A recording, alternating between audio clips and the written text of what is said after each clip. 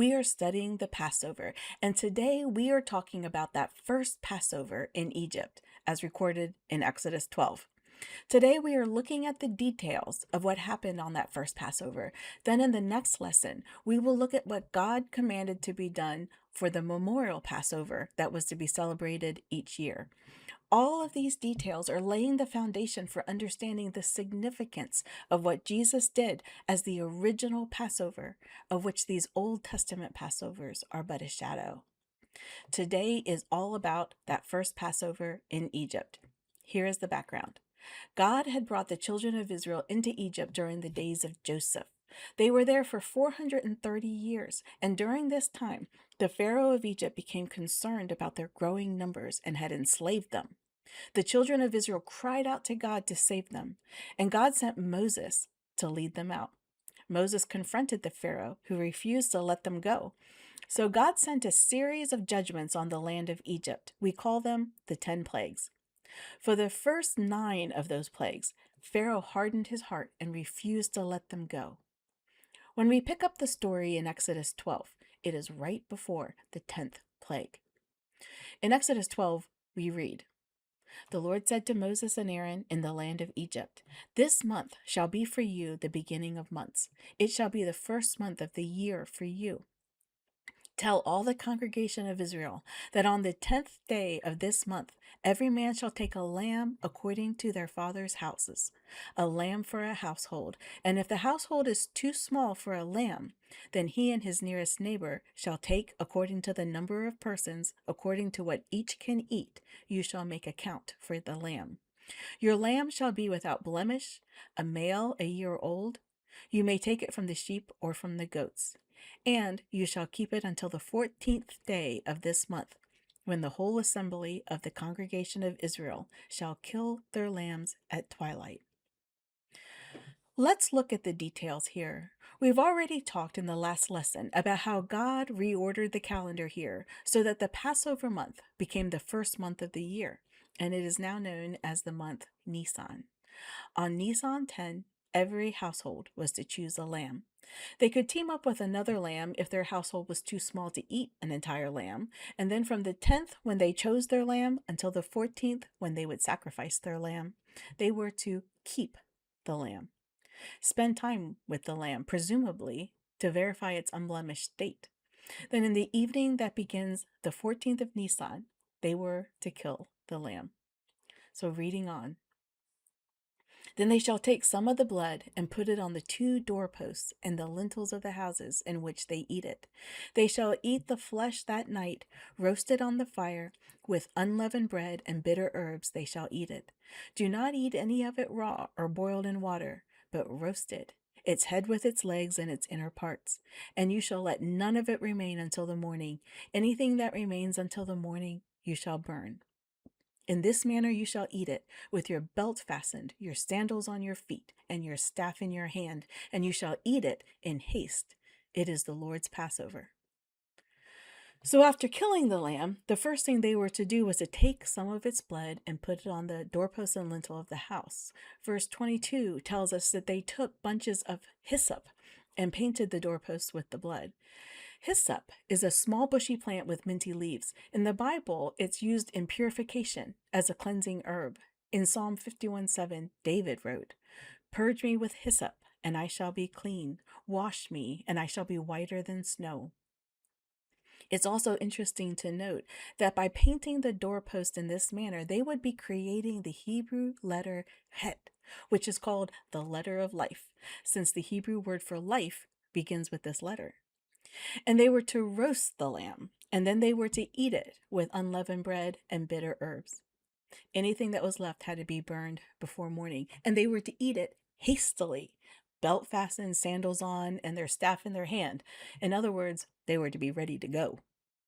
Reading on, it says, "For I will pass through the land of Egypt that night, and I will strike all the firstborn in the land of Egypt, both man and beast.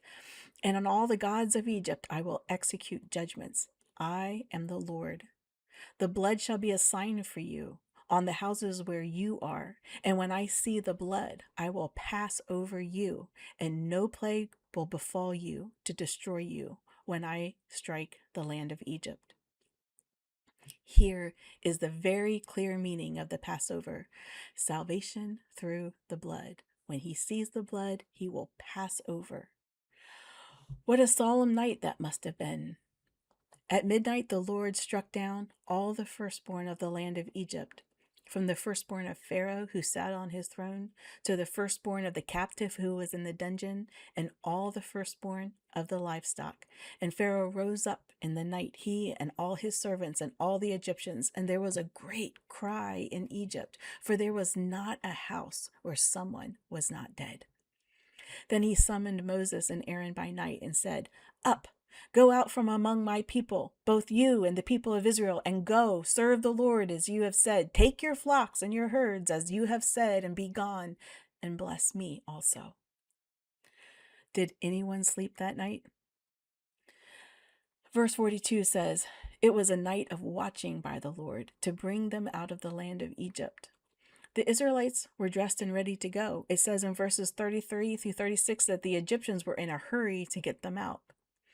The people of Israel had also done as Moses told them, for they had asked the Egyptians for silver and gold jewelry and for clothing. And the Lord had given the people favor in the sight of the Egyptians, so that they let them have what they asked. Thus they plundered the Egyptians. Remembering that the Jewish day begins in the evening and then morning is one day, the morning after the Passover night would have still been Nisan 14. So let's set the timeline here. The evening part of Nisan 14 was the Passover night, and the morning part of Nisan 14 was the day of preparation. The people gathered together at Ramses, preparing to leave. Then, as the evening came again, and the next day, Nisan 15, began, Moses led the Israelites out of Egypt. According to Numbers 33, 3 through 4, it says they set out from Ramses in the first month on the 15th day of the month, on the day after the Passover. The people of Israel went out triumphantly in the sight of all the Egyptians, while the Egyptians were burying all their firstborn, whom the Lord had struck down among them.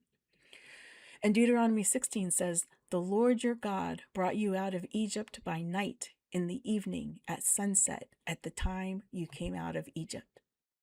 So, from this, we know that they left Egypt in the evening that begins Nisan 15. And it says in Exodus 12, 40 to 41, that they left Egypt the very same day they had entered it 430 years earlier. Whenever I read through this story, I get the overwhelming feeling that there is significance in every detail. In fact, each time I study this, I find something significant that I overlooked before. As we move forward in our study of the Passover, we will see how these details that may seem insignificant now become quite significant in the light of the original Passover, Jesus himself. Our God is such a master artist, an expert craftsman, and when he writes a story, he weaves into it such detail, beautiful mysteries, hidden treasures that encourage us to keep digging, keep meditating, keep longing for more, and seeking for more, because they reveal to us more of him, more of what he is like and what he has done, and the beauty of our God that so far transcends human understanding and ability. Passover is one of those treasures, full of meaning, full of detail, full of intricate pictures, pictures within pictures, and a story written over millennia. And it reveals to us that our God is a God who pays attention to detail. Details that don't matter at all to us are important to him. Things like how many stars are in the sky or how much sand is on the seashore.